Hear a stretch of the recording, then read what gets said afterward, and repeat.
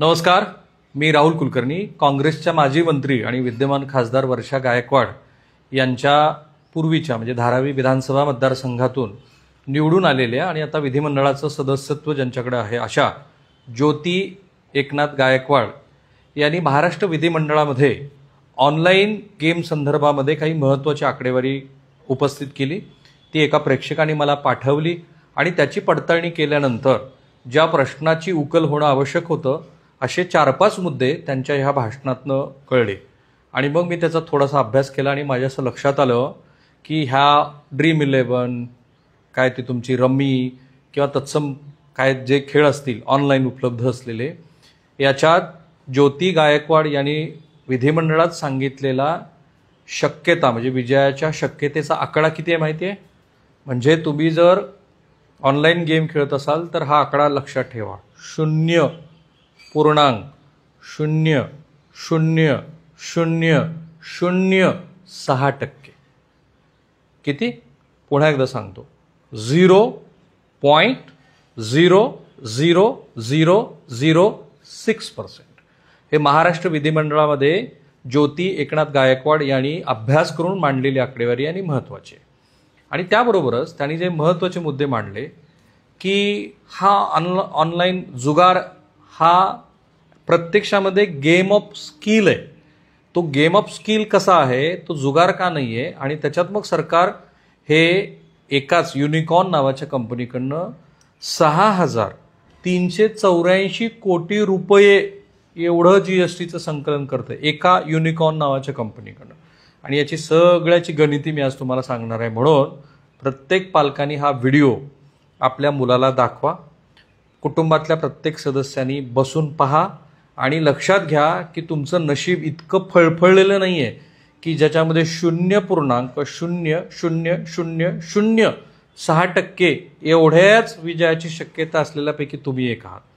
तर आता आधी समजून घेऊ की जे ज्योती गायकवाड यांनी सभागृहामध्ये सांगितलं की गेम ऑफ स्किल म्हणजे काय. गेम ऑफ स्किल म्हणजे काय तर समजा ड्रीम11 सारखा खेळ आहे. याच्यामध्ये तुम्हाला काय करायचं आहे, खेळाडूची निवड करायची आहे, रणनीती आखायची आहे, सराव करायचा आहे आणि याच्यामध्ये लक हा फॅक्टर खूप कमी आहे असं ह्या कंपन्यांनी सरकारला सांगितलं आणि सरकारने ते मान्य केलं आणि म्हणून त्याला गेम ऑफ स्किल म्हटलेलं आहे, नॉट जुगार. आणि म्हणूनच या कंपन्यांना अशा पद्धतीचा व्यापार करण्याची संधी मिळाली आहे. त्यामुळे हे जे गेम ऑफ स्किल आहे ते तुमच्या नशिबावर अवलंबून नाही आहे. तुम्ही जे काही रम्मी खेळता, पोकर खेळता किंवा तत्सम कोणते खेळ खेळता, ड्रीम11 खेळता, तर हा नशिबाचा भाग नाही आहे. पूर्ण अभ्यासाअंती, सरावाअंती आणि तुम्हाला पूर्ण ह्या सगळ्या प्रकाराची अक्कल असेल तरच हा गेम खेळावा असं ह्या कंपन्यांना अभिप्रेत आहे. आणि आपल्या हे गावखेड्यातले कोणी 9वी पास, कोणी 7वी पास, कोणी 5वी पास, पदवीधर, तो बंगळुरूचा IT अभियंता, तो बीडचा ASI, हे सगळे गाढव आहेत कारण त्यांना हे कळलेलं नाही की हा गेम ऑफ लक नाही, हा गेम ऑफ स्किल आहे. हे एकदा स्पष्ट झालं. आता ह्या गेम ऑफ स्किल आणि गेम ऑफ लकचा जी काही भानगड आहे त्याचा परिणाम काय झाला. सरकारने गावकुसामध्ये पारापारावर खेळणाऱ्या, आत्ताच मी बातमी व्हॉट्सअप ग्रुपवर बघितली की कुठल्या तरी गावात बसून जुगार खेळणाऱ्याच्या तिथल्या क्लबवरती धाडी टाकल्या 17-18 लाख रुपये त्यांनी जप्त केले. पुण्यात गेल्या 5-6 महिन्यापूर्वी नानापेठेत की कुठेतरी जुगाराच्या एका अड्ड्यावरती क्राईम ब्रँचच्या लोकांनी धाडी टाकल्या आणि वरून एकाने उडी मारली, त्याचा पाय मोडला. कारण जुगार खेळणं हे अनैतिकता आहेच पण पोलिसाच्या दृष्टीनं ते गुन्हा आहे. पण इथे हा सगळा प्रकार हा गेम ऑफ स्किल झाल्यामुळं 2023 पासून सरकारने ह्या सगळ्या कंपन्यावरती, ह्या ज्या काय 5-10 कंपन्या असतील, अशा किती कंपन्या आहेत तेही मी तुम्हाला आकडेवारी सांगतो, थोड्या नाहीत. ह्या देशामध्ये ऑनलाईन खेळाचा चटका ह्या देशातल्या तरुणांना आणि सगळ्या प्रकारच्या वयोगटाला लावणाऱ्या 71 कंपन्या आहेत, 71. तर यापैकी एकाच युनिकॉर्न नावाच्या कंपनीची केस स्टडी ज्योती एकनाथ गायकवाड यांनी सभागृहामध्ये सांगितली, मी तुम्हाला सांगेन. तर या खेळाला 28% GST 1 ऑक्टोबर 2023 पासून लागू केला आहे सरकारने. परिणाम काय झाला तर ह्या ज्या 71 कंपन्या आहेत यांनी थोड्या नव्हे 1,18,000 कोटी रुपयाचा कर थकवल्याच्या नोटिसा यांना बजावल्या आणि त्यातल्या गेम ऑफ क्राफ्टला 21,000 कोटी रुपये सरकारनं म्हटलं की आम्हाला द्या. आणि दुसरी जी Dream11 नावाची कंपनी आहे त्या कंपनीला 40,000 कोटी रुपये सरकारने मागितले, कारण तुम्ही तो कर बुडवलाय. 1,12,000 कोटी रुपयाचा कर ह्या 71 कंपन्यांनी बुडवला, म्हणून सरकारने नोटिसा बजावल्या आणि ह्यापैकी छदामही वसूल झालेला नाही, कारण ह्या सगळ्या कंपन्या ह्या सर्वोच्च न्यायालयामध्ये गेल्यात, प्रकरण पेंडिंग आहे. आता हे लक्षात आलं. मग ज्योती गायकवाड यांनी एका युनिकॉर्न नावाच्या कंपनीचं उदाहरण सभागृहामध्ये दिलं. त्यांनी सांगितलं की ह्या युनिकॉर्न कंपनीनं वार्षिक सरकारला 6,384 कोटी रुपये एवढा कर GST भरलाय. आता ह्याचं कॅल्क्युलेशन जर केलं तर ह्या कंपनीनं जर 28% ह्या हिशोबानं सरकारकडे एवढा कर भरला असेल तर या कंपनीची वार्षिक उलाढाल किती आहे माहिती आहे? 22,800 कोटी रुपये. मग पुन्हा मी जरा केंद्र सरकारची सगळी पडताळणी केली. माझ्या असं लक्षात आलं की जवळपास 15,000 ते 20,000 कोटी रुपये एवढा कर रुपी केंद्र सरकारला वार्षिक कर मिळतो या कंपन्याकडनं वार्षिक. आणि म्हणून त्याच्यामध्ये जर तुम्ही 1,12,000 कोटी रुपयाच्या, कारण हे एकाच कंपनीचं मी बोललोय, 1,12,000 कोटी रुपये जर सरकारला GSTतनं मिळत असतील तर त्याच्या पटीत तुम्ही विचार करा की सरकार अशा ह्या कंपन्याकडनं इतका पैसा घेत असेल तर ह्या कंपन्या किती कमवत असतील, उलाढाल करत असतील. तर युनिकॉर्नचंच उदाहरण मी बघितलं.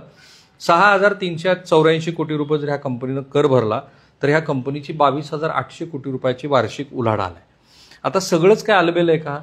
तर 3 जबाबदार राज्य ह्या देशात आहेत 29 पैकी आणि 9 केंद्रशासित प्रदेशापैकी. एक आहे तमिळनाडू, दुसरा आहे तेलंगणा आणि तिसरा आहे आंध्र प्रदेश. ह्या राज्यांनी 2020 पासून या ऑनलाईन गेमिंगला पायबंद घालण्यासाठी ह्या कायद्यामध्ये सुधारणा केल्या आणि त्याच्यामध्ये असं म्हटलं की हा ऑनलाईन जुगार आहे, आम्ही हा चालू देणार नाही. आणि म्हणून त्यांनी ऑनलाईन गेमिंग ॲक्ट अमेंडमेंट असा एक कायदा केला आणि तो 2022 पासून तो लागू झाला त्यांच्या राज्यात. त्यांनी त्यांच्या राज्यामध्ये ह्या ऑनलाईन गेमला बंदी घातली. दुर्दैव काय की ह्या कायद्याला तिथल्या हायकोर्टाने आणि नंतर सुप्रीम कोर्टामध्ये चॅलेंज झाले, म्हणून भारतीय राज्यघटनेच्या विरोधातलं मानलं गेलं. फ्रीडम ऑफ काय एक्सप्रेशन आणि तत्सम मुद्द्यात, कारण तुम्हाला ते ठरवायचं ना की तुम्ही कसं वागायचं ते. आणि म्हणून तिथे बंदी आणून कायदे करून सुद्धा त्याही राज्यांनी या 28% GSTला पाठिंबा दिला, कारण GST काउन्सिल आहे, ते GST काउन्सिलमध्ये सगळ्या राज्याचे अर्थमंत्री बसतात. तिथे त्यांनी पाठिंबा दिला. त्यांचं इंटेन्शन चांगलं होतं, परंतु हायकोर्टाने तिथे तो कायदा मान्य केला नाही आणि त्यांनी जे काय अमेंडमेंट केलं होतं ते तसंच प्रलंबित आहे. पण ॲटलिस्ट त्यांनी तो विलिंगनेस तर दाखवला. आता जसं ज्योती गायकवाड यांनी सांगितलं तसं महाराष्ट्रामध्ये अनेक कुटुंब देशोधडीला लागत आहेत आणि त्यांनी सभागृहामध्ये सांगितलं की हे जे कोणी Dream11, रमी सर्कल अशा जाहिराती ह्या खेळाच्या करतात त्यांच्या विरोधामध्ये पण गुन्हे दाखल केले पाहिजेत. माझं पण तेच मत आहे, कारण ही काही गरीब मंडळी नाही आहे. अहो, एक म्हैस खरेदी करण्यासाठी ज्या शेतकऱ्यांना 7 लाख रुपये ठेवले होते त्यातल्या 6वीच्या मुलानं त्यातले 5 लाख रुपये खर्च केलेत ह्या फ्री फायर नावाच्या खेळात, ते खोटे शस्त्र खरेदी करण्यासाठी.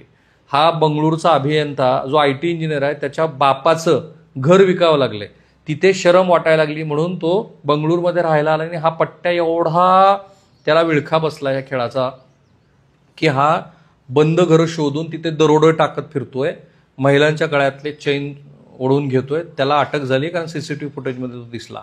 इकडे एक बीडचा ASI ह्या जंगली रमी आणि काय त्या खेळात इतका तो ॲडिक्टेड झाला की त्यानं स्वतःच्या नोकरीचाही विचार केला नाही, त्याची बायको पोरं असतील तर त्याचा विचार केला नाही आणि त्यानं SP ऑफिसमधल्या 70-75 बॅटऱ्या चोरल्या आणि आता दुचाकी चोरताना तो सापडला. हे इतके भयंकर परिणाम आहेत. आणि म्हणून राज्य सरकार असेल, केंद्र सरकार असेल, तिथेही जबाबदार मंडळी बसलेली आहे. असं नाही की तिथे काही लोकप्रतिनिधी बेजबाबदार आहेत. त्यांनी पुढाकार घ्यायला हवा आणि ह्या सगळ्या कंपन्यांना तात्काळ पायबंद लावायला हवा, अन्यथा लाखो कुटुंब ध्वस्त होतील. थांबूया आपण इथे. थँक्यू.